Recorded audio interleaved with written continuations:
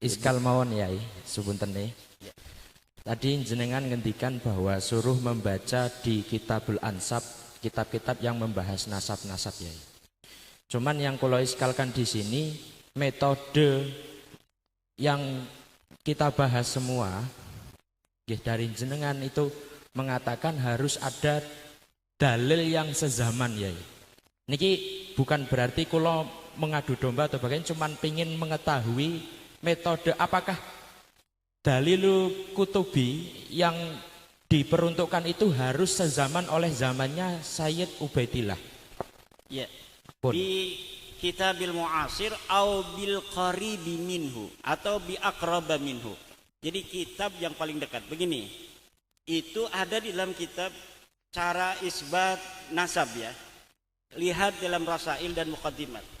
Itu sebenarnya yang menolak-nolak mempermasalahkan itu sezaman framing. Makanya nggak mau beradu begini. Kalau beradu kan kitabnya di bawah tuh. Mana nih, lihat halaman sekian. Ini keterangannya bahwa pertama isbatun nasab, nasab yang jauh itu adalah bikutubin nasabin. Kalau syahadah, ikrar, apalagi itu syahadah, ikrar, suhra, istifadah untuk orang di hari ini. Orang di hari ini kita isbat nasabnya dengan syahadah. Ini anak siapa? Ada 2 orang. Ini anak Kiai Suparman. Coba satu lagi. Ini anak Kiai Suparman. Sahih. Nah, hakim itu boleh menetapkan. Ini anak Kiai Suparman. Itu namanya surah dan 2 orang saksi. Ada lagi ikrar. Ikrar dari bapak kepada anak. Dia datang minta, dia anak wayuan. Anak wayuan.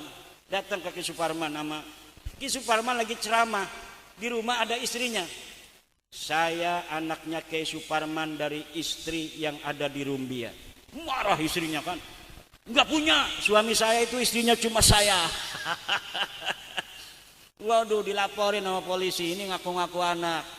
Mana suami kamunya, kata polisi. Lagi ceramah. Tunggu suami kamu. Kiai Suparman cengeng-cengeng ke polisian. Pak Kiai, ini anak Kiai. Enggak tahu, saya enggak kenal. Yang enggak kenal. Kamu ibunya siapa? Marhamah, orang Rumbia. Kata, aduh, iya saya pernah kawin di Rumbia. Emang kamu anaknya Marhamah? Nenek kamu siapa? Jamina. Waduh, bener Pak, ini anak saya Pak. Itu ikrar minal ab ilal ibn. Itu sah dengan ikrarnya daripada Kiai Parman terhadap anak ini, bahwa subut nasab dia sebagai anak Kiai Suparman dengan ikrar daripada Kiai Suparman. Kalau dari anak kepada ayah itu namanya iddia. Anak ini datang, saya anak Kiai Suparman, itu baru iddia, mengaku. Butuh daripada ikrar dari Kiai Suparman. Betul, itu ikrar itu. Akhirnya dia minta warisan. Motor bah, minta motor. Jangan motor sih, nanti dimarahin. Istrinya marah-marah aja. Ternyata ya, kita ceramah katanya sama Kiai Imron, ternyata punya istri di Rumbia. Ya tapi nggak bisa dia itu menyangkal, masuk neraka dia, anak sendiri nggak diaku begitu. Biar istrinya marah, paling sehari 2 hari, besok kita beliin kalung 200 gram. Selesai, tapi ke neraka kita naudzubillah seumur umur, ya enggak? Lebih baik kita mendengar istri kita menangis sehari daripada kita di neraka seumur umur. Betul? Setuju? Jangan takut. Ngapunten Yai. Sepunten nih. Iya, monggo. Wau kan istifadah ya. Istifadah. Iya, istifadah. Ya nggih, istifadah. Niku kan harus dengan al-akhbar al-mu'tabarah ya. Sedangkan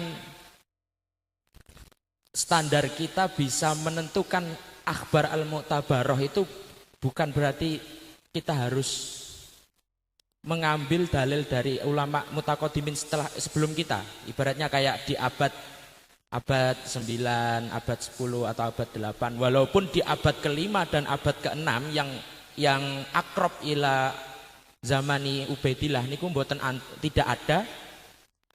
Berarti nggak bisa dikatakan itu menjadi isbatun nasab. Nggak bisa. Isbat nasab untuk Agus Mubarak aja kepada bapaknya kalau istifadah hari ini. Berarti mboten saged. Enggak. Kalau untuk orang yang ada di masa lalu itu pakai kutub, riq'ah. Itu nomor satu. Nomor satunya pakai riq'ah dulu. Coba kitab nasab yang ada di masa itu atau yang dekat dengan zamannya. Nah, kalau misalnya yang satu zaman 383 Ubaid ini belum ada kitab, baru ditemukan di abad ke-7. Ini sama sekali tidak ada sebelum abad ke-7, maka abad ke-7 ini dipegang. Namanya dalam ilmu sejarah excellencio.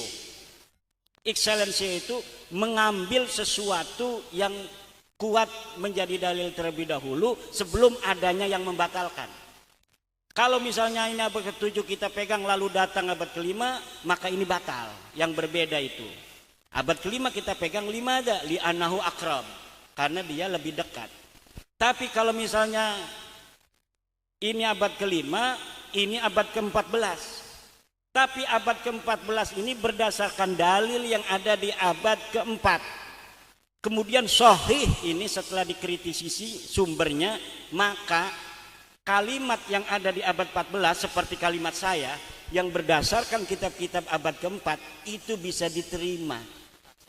Yang itulah yang menjadi musbit, pengisbat daripada meruntuhkan abad 9 dari Baklawi itu. Jadi sepakat istifadah nggak bisa buat insoful ila. Tidak bisa. Kakek-kakek ini ya. bisa. Cuma ahli nasab itu sebagian ada yang ngomong al istifadah al mutadawilah fi kulli zaman. Sebenarnya itu ya sama juga untuk kitab-kitab. Al mutadawilah fi kulli zaman itu kan berarti dengan kitab-kitab itu istifadahnya. Cuma itu namanya takalluf. Takalluf. Ya udah sih bilang aja pakai riq'atun nasabah bahwa seorang bisa diisbat sesuai dengan masanya atau masa yang terdekat yang ditemukan, itu saja. Tidak usah dipegang istifadah fi kulli zaman segala macam. Itu namanya takallufun minna. Sama aja ujungnya mah. Jadi ada istifadah fi kulli zaman. Bagaimana mengetahui istifadah fi kulli zaman? Bi kutubin nasabin katanya. Ya, ada lagi? Nggih.